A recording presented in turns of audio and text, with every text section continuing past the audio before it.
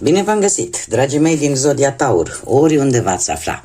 Bine ați venit tuturor pe canalul meu Tarot Flor de Loto, numele meu este Nina, pentru cei care nu mă cunosc, și ca de fiecare dată mă bucur să vă am alături la fiecare lectură. Atât pe dragii mei abonați, cum de asemenea și pe cei care poate sunteți pentru prima oară aici pe canal. Azi voi face o lectură temporală, fără limită de timp, așa cum v-am obișnuit, o lectură pe care voi să o puteți urmări oricând doriți sau atunci când apare în viața voastră. Cum coincidențele în lecturile de cărți nu există, sunt sigură că dacă ați ajuns aici, o informație importantă este pentru fiecare dintre voi. De asemenea, dacă nu veți rezona poate cu această lectură, nu face nimic, puteți viziona celelalte zodii care pot reprezenta pentru voi poate ascendentul, luna, Venus sau oricare altă planetă importantă din cartea, harta voastră astrală. Un aspect important de care va trebui să țineți cont și anume faptul că voi vă construiți viitorul. Așa că, dragilor, vă rog din suflet să luați decât acele mesaje care vor rezona cu voi, iar restul lăsați-le să zboare în univers. Așa că, dragilor, toți cei care aveți soare, lună, Venus sau ascendentul în zodia Taur, atunci această lectură este de asemenea și pentru voi. Și haideți să vedem care este situația în acest moment pentru dragii mei din Taur. Foarte interesant. Foarte interesant. Haideți să facem așa, ca să nu... Normal nu ar fi trebuit să le văd, pentru că eu trebuie să le pun într-o anumită poziție. Și aici avem chiar două cărți. Bun, dragilor, haideți să vedem. Haideți să vedem, uite, le vom pune așa. Am o manie cu așezatul, o să fie așa cât mai drept posibil. Bun, ce este în favoarea voastră? Dragilor, în favoarea voastră este cineva din zodia Scorpion. Iar dacă nu vorbim de o persoană, strict de o persoană din zodia Scorpion, atunci vorbim de caracteristicile zodiei Scorpion. Ce înseamnă asta? Asta înseamnă că în favoarea voastră și lucru de care voi ar trebui să țineți cont, ghidați-vă mai mult de intuiție. Folosiți-o, ascultați-vă acea voce interioară în momente critice, în situații critice. Cum de asemenea, eu aș mai spune că pe partea asta a caracteristicilor Scorpionului, Scorpionii este o zodie de apă, o zodie care, în afară de faptul că se ghidează foarte mult pe intuiție, are o caracteristică foarte importantă. Crede foarte mult în karmă și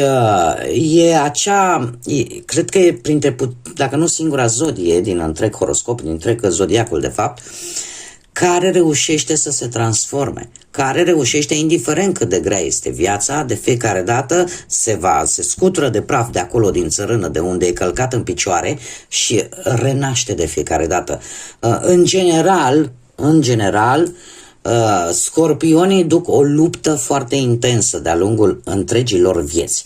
Și cumva pentru voi asta e în favoarea voastră. Dacă vă regăsiți în aceste caracteristici generale ale zodiei Scorpion. Dacă nu, atunci simplu o persoană care încearcă să te ajute și care posibil să aibă legătură cu zodia Scorpion. Acum, ce este în contra ta? Și aici mare atenție. În contra ta avem o insulă pustie. O insulă pustie unde avem planeta Saturn.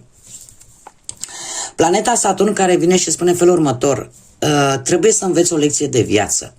Dacă nu vei reuși să înveți ceva din această lecție de viață, dacă nu reușești să vezi de fapt care e potențialul tău, care este puterea ta și ceea ce este important pentru tine, atunci lucrurile se vor lungi mai mult decât ai crede tu.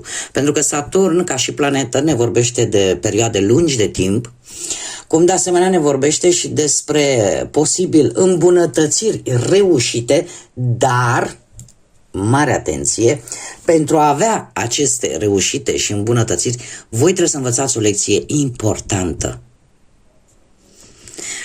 Iar cartea în sine, Insula Pustie, îmi vorbește tare mult de anumite încercări eșuate. Poate că unii dintre voi tot ați încercat să rezolvați anumite situații, anumite probleme și parcă nu vă ieșeau.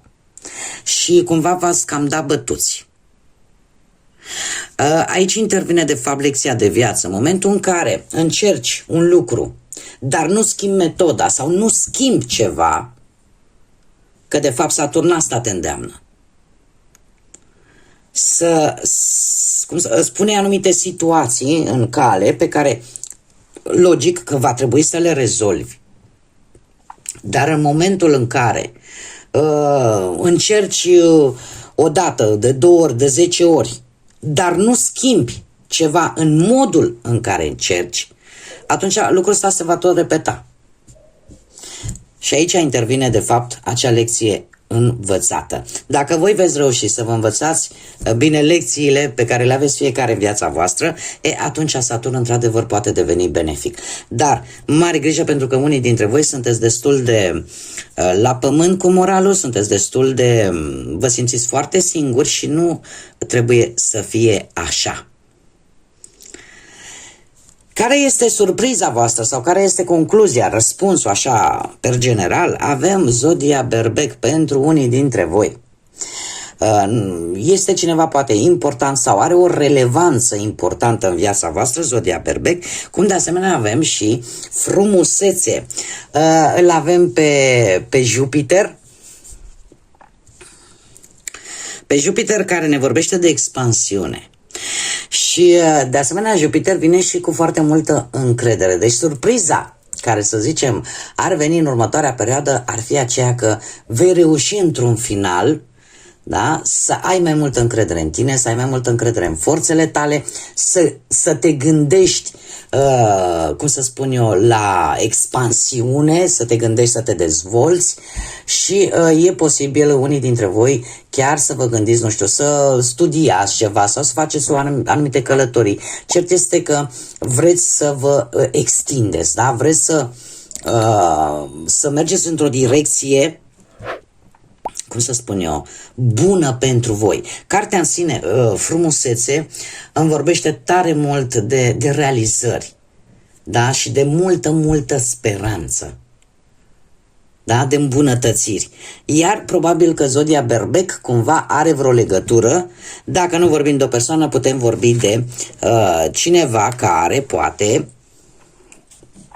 de caracteristicile, mă scuzați, ale berbecului, care este impulsiv, este adevărat, dar este foarte energic, este foarte, cum să spun eu, nu se lasă până nu obține ceea ce și-a propus. Și un aspect foarte important pe care îl au berbecii și acela că nu le plac jumătățile de măsură.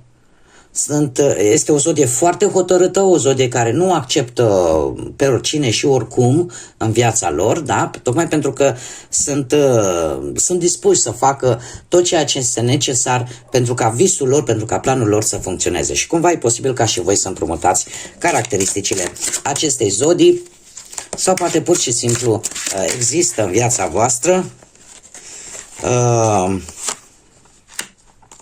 persoane din această zodie care cumva vă vor ajuta ca voi să vă rezolvați anumite situații din viața voastră într-un mod benefic, pozitiv.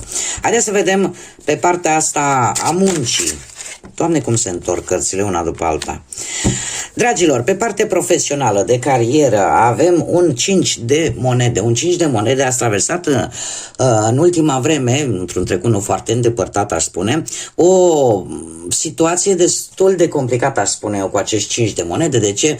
Ori v-ați pierdut locul de muncă, ori ești pe punctul de a ți-l pierde, ori pur și simplu ai avut, eu aș spune, te-ai simțit un pic abandonat, ca să zic așa, din punctul ăsta de vedere profesional. În prezent avem un 6 de bâte, dragilor. Dragilor, de asta v-am spus, nu trebuie să deznădăjduiți, trebuie să vă recuperați energia, pentru că lucruri negative or să tot vină în viața noastră. doar că trebuie să știm cum să avem acea capacitate de a trece peste. În prezent avem un 6 de bâte, care mie îmi spune pe partea asta a profesiei că voi aveți o valoare a voastră. Și pentru unii dintre voi chiar veți primi o recunoaștere a muncii voastre. Unii dintre voi poate chiar veți obține un job mai bun decât poate te așteptai tu și la care nici măcar nu te gândeai. Alții își vor realiza un proiect de carieră. Dar cum? Pentru simplu fapt că poate te-ai focusat mai mult pe tine și pe ceea ce vrei tu să faci. Exact ce am văzut și cu Zodia Berbec, care de fapt asta spune. Cam asta e caracteristica Zodiei Berbec. Într-un viitor nu foarte îndepărtat, avem o regină de bâte. O regină de bâte care îmi vorbește de posibilitatea de a avea o reușită foarte rapidă la nivel profesional. De găsirea poate unui nou loc de muncă cu posibil, da, asta e o caracteristică așa mai minoră, dar pentru unii poate fi importantă, cu niște șefi mai în vârstă decât voi. Da, deci lucrurile vor merge într-o direcție bună pentru cei care se regăsesc cel puțin cu aceste mesaje. Haideți să vedem pe partea financiară. Pe partea financiară avem un 6 de monede. O situație într-un trecut nu foarte îndepărtat, aș spune. Se pare că voi chiar sunteți preocupați pe planul ăsta financiar. De ce? Că până acum mi-au apărut monede. Monede. Haideți să vedem. Deci, într-un trecut nu foarte îndepărtat, e posibil, nu știu, să fi cerut poate vreun credit la bancă sau poate o sumă de bani sau... Dacă ați fost într-o situație mai complicată cu bănuții, ți-au venit așa un ajutor, ceva bănuți ți-au venit. Da? Ți-au venit, ori în urma muncii tale posibil să fi venit, să fi luat ceva, vreun bonus, sau poate salariu, sau poate dacă ați încheiat vreun job, ați luat bani în urmă, ceva a fost aici care te-a echilibrat un pic cu finanțele. În prezent avem un 8 de monede. În prezent a spune că e posibil să primiți acel ajutor bănesc pe care voi îl așteptați. Sau pur și simplu poate să rezolvă o temă materială sau apare așa o mică îmbunătățire la modul general. Este o schimbare benefică pe care tu ți-o dorești și... la care tu ai depus mult efort, ai fost foarte atent. Într-un viitor nu foarte îndepărtat, trebuie să aveți un pic mai multă atenție. Avem un 7 de spade. Mare grijă cu pariatul la tot felul de jocuri, cu investițiile, cu împrumuturile, cu tentațiile. Unii dintre voi veți fi poate tentați de anumite oferte care nu sunt tocmai ortodoxe și nu sunt tocmai bune pentru voi, nu sunt tocmai sănătoase, să fiți tentați de anumite oferte în a face bani rapid, dar să vă coste chiar integritatea voastră. Așa că depinde de fiecare dacă își asumă acest lucru sau nu. Dar, în mare parte, mare grijă la trădări, la înșelăciuni, la furturi, de asemenea, în următoarea perioadă aveți grijă cu portofele, genți și așa mai departe, și la persoanele care îți promit marea cu sarea, pentru că nu e chiar, nu tot ce zboară se și mănâncă. Haideți să vedem cu dragostea pentru cei care sunteți într-o pereche. Cei care sunteți într-o pereche, se pare că ați avut o perioadă în care, de lupte aș spune,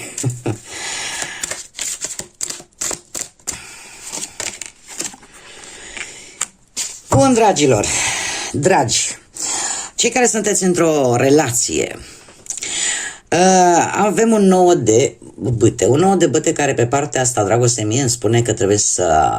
Cumva ați traversat o perioadă în care amândoi ați încercat să vă apărați propria relație împotriva poate al unor persoane care mereu aveau ceva de comentat. Sau poate că ați avut parte de niște provocări, de niște obstacole care cumva parcă te-a făcut să nu renunți. Cât de mult te-a durut, cât de mult te-a obosit, dar nu te-a făcut să renunți. În prezent Se pare că ați luat o decizie, dacă nu, poate o veți lua. Avem îndrăgostiții, nu știu dacă zodia Gemeni vă spune ceva, dar îndrăgostiții îmi vorbește de, cum să spun, o situație care implică o decizie pe care tu o vei lua cu inima, cu sufletul. Și unii dintre voi veți fi dispuși tocmai pentru a vă apăra relația, ori voi, ori perechea voastră, da, pentru că aici trebuie să adaptați voi singurei, de a face un compromis important, pentru că ești dispus, sau persoana de lângă tine, sau amândoi sunteți dispuși la o schimbare. Sunteți dispuși să comunicați mai bine. Pentru că sentimente există. Da? Și cumva afecțiunea există. Lucrurile se vor îmbunătăți. Într-un viitor nu foarte îndepărtat avem un 3 de monede care îmi spune că veți face lucruri în comun. Că la un moment dat ori voi, ori perechea voastră vă veți aprecia unul pe celălalt pentru ceea ce voi faceți unul pentru celălalt și pentru felul vostru de a vă comporta unul cu celălalt. Eu aș spune că în pereche veți concretiza poate o idee, un proiect pe care voi îl aveți în plan. Haideți să vedem pentru cei care sunteți singuri. Ce nerăbdători sunteți, mi-au zburat toate cărțile pe aici. Asta, cei care sunteți singuri, ce înseamnă asta? Persoane care poate, din păcate, sunt văduve, divorțate, separate sau poate nu și-au găsit jumătatea până în acest moment. Haideți să vedem pentru voi, dragilor. Avem un 5 de spade, care îmi spune că acum ceva vreme în urmă v-ați dat seama că nu e tocmai un moment tare bun să găsiți pe cineva. De ce? Pentru că ați traversat o perioadă poate de conflicte, de stres foarte mare sau poate ați trecut printr-un proces de răzbunare, poate unii dintre voi, de gelozie. Cert este că în acest moment avem acest cavaler de bâte. Acest cavaler de bâte care îmi spune că există cineva tânăr. Nu știu dacă zodiile astea de foc, berbec, leu, săgetător, vă spun ceva, dar e posibil să existe ori la locul de muncă unde voi vă desfășurați activitatea, ori ceva, ori în drum către locul unde voi vă desfășurați activitatea. Cumva are legătură cu un pic și cu viața profesională. Nu e obligatoriu, dar eu îmi fac datoria să vă spun ce îmi spun mie cărțile. Este cineva mai tânăr decât voi. Este cineva mai tânăr decât voi care cumva te poate atrage din punct de vedere fizic. Dar totuși sunteți un pic în cumpănă și veți mai fi o perioadă. De ce? Pentru că încă nu știi exact, domne, e ceva serios sau e decât așa o iubire trecătoare. Lucrurile astea o să vă mai macine cu acest 4 de cupe. O să vă mai macine și mai ales pentru că există totuși ceva din trecutul vostru care încă nu vă dă pace. Orică este perioada de timp este mai scurtă și încă nu ați avut timp încă să procesați ce s-a întâmplat într-un trecut de-al vostru și încă mai sunt rămășițe sau acolo în sufletelul vostru mai aveți ceva de rezolvat. Haideți să vedem acum pentru cine își dorește, desigur, să afle ce gândește persoana fiecăruia specială pe care voi o aveți în viața voastră. Voi scoate trei mesaje și să vedem care sunt gândurile persoanei speciale din viața dragilor mei din zodia Taur. Vă gândiți la persoana voastră, eu voi scoate 3 mesaje, ori puteți să alegeți de la 1 la 3 sau pur și simplu lăsați-vă ghidați de intuiție. Și avem primul mesaj. Nu vreau să fiu singură. Este atât de întuneric fără tine.